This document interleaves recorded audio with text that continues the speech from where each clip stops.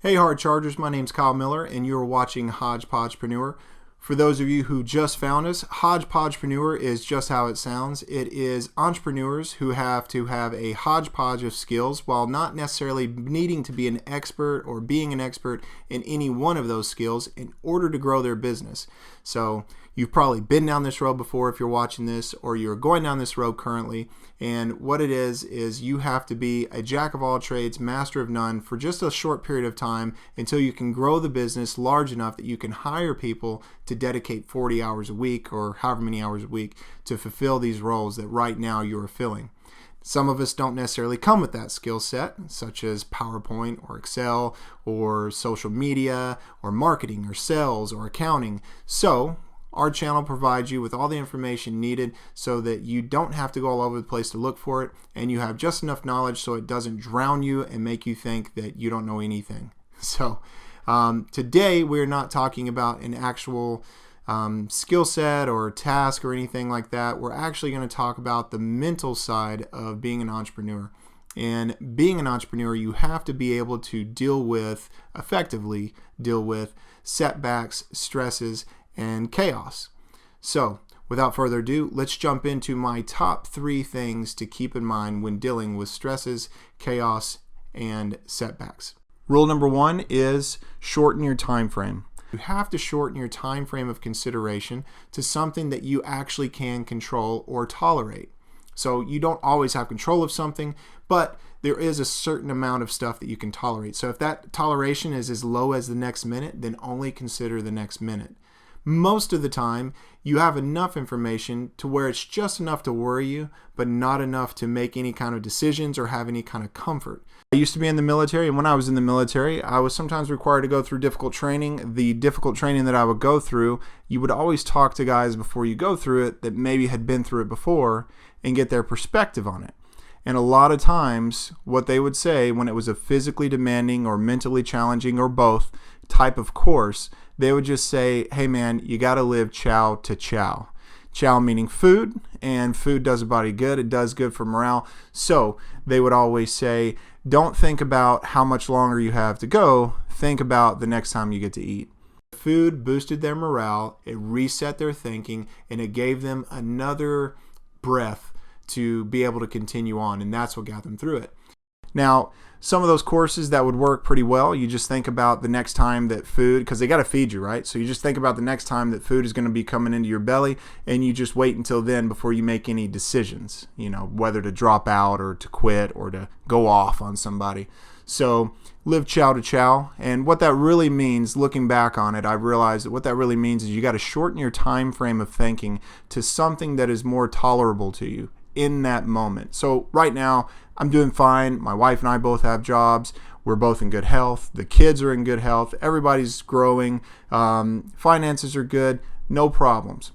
But if today I was to lose my job, that would completely change the dynamics of everything.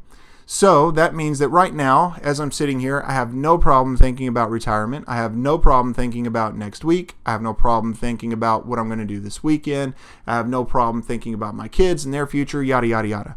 But just like whenever my first business shut down and I incurred a $50,000 debt onto my family, my time frame for thinking was not as broad as it is right now, because I was in the middle of something that was rapidly evolving and volatile. And so because of that, I had to shorten my time frame to what was more tolerable for me at the moment. So as a man who had lost his job and who had incurred a lot of debt on his family, and so now I wasn't bringing in any money, but I certainly created a leak of money going out, I had to shorten my time frame of thinking to something that was more tolerable. So I thought about the next day and what I could do that day to try to bring in more money, to try to reduce that debt, anything that I could do. So I shortened my time frame to the next day. So even though I gave the example of chow to chow, because when you're going through some of these military trainings and they're starving you for a little bit, it's really good to get food in you. Maybe your chow is something else. Maybe your chow is the next time you get to see your kid, right? So maybe you're having a rough day at work, but you got to go pick the kids up at school at 3:30, or you get to see the kids as soon as you get home at 5. Maybe that is your chow. Maybe your chow is church. Maybe your chow is coffee. Whatever your chow is, make sure that if you need to shorten your time frame, that you do that so that you can more tolerate whatever's going on in the moment. All right, so that's rule number 1. Shorten your time frame of consideration to something that's more tolerable to you. And then you can broaden it as things get better. Rule number 2 is don't be afraid to redefine success.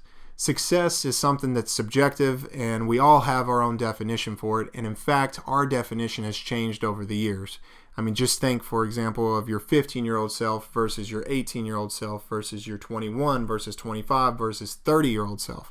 Your definition of success has changed wildly along the way, especially if you look all the way back from where you are right now to your 15-year-old self. So in the middle of a bad situation, it's not uncommon for us to take the one thing that we're doing really bad at right now, set that up on a pedestal as though it's the only measure of our worth and our only measure of success, and then downplay anything else that we might be doing good. So going back to the example of me losing the $50,000, incurring that debt on my family and not having a job, it was really easy for me at that moment to say that because I'm not providing for my family, I'm no good. And it just wasn't true, right? I was still a good husband. I was still a good father. I was still in the fight. But there was that moment where I did think that that was the definition of success. So I had to turn around and redefine success. Now, I didn't do away with completely my idea of success. I did feel and do feel that part of my definition of success is being able to provide for my family. So I didn't do away with that.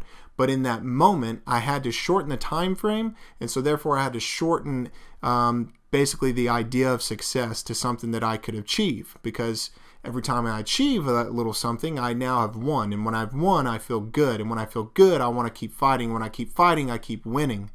You understand? So what I did is I focused on the next day. I focused on looking for jobs. Once all that started coming around and I started getting some interviews, that's a win, right? That was success. You know, success was getting an interview, and I started getting 2 or 3 interviews.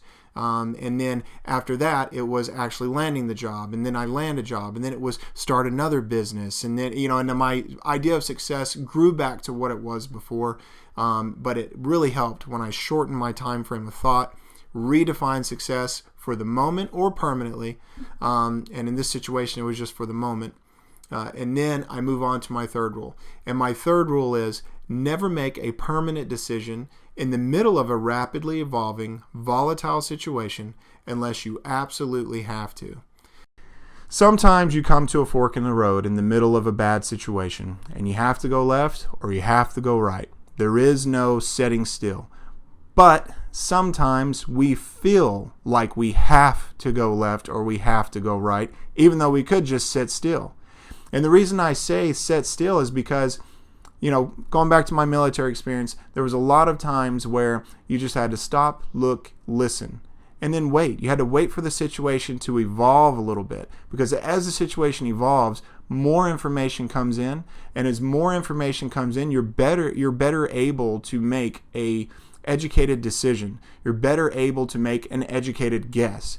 And so you want to let the situation kind of marinate sometimes, even though the situation is uncomfortable, even though the situation is not desirable, and even though the situation is not something that you want to be in for any longer than what you have to be. But what I'm saying is that if you make a permanent decision based out of discomfort, you could be making a bad decision that is going to affect you and prolong the situation that you're in. And I can't tell you how many times, and you probably have been down this road too, where I have started to type up an email response to somebody. And I stopped and I waited and I let that email sit there. And sure enough, within an hour, 2 hours, or maybe the next day, if I didn't send it, more information would come in that would really make my email sound stupid. Sometimes there's just me not understanding something, and then I start to understand it after some more information comes in. I'm like, oh, okay, they didn't mean it that way. They meant it this way. And so then my email looked really stupid to me at that time. So I was really glad I didn't send it, and I'm sure that you have all been in that situation too. So those are my 3 rules for handling stress, chaos, and setbacks.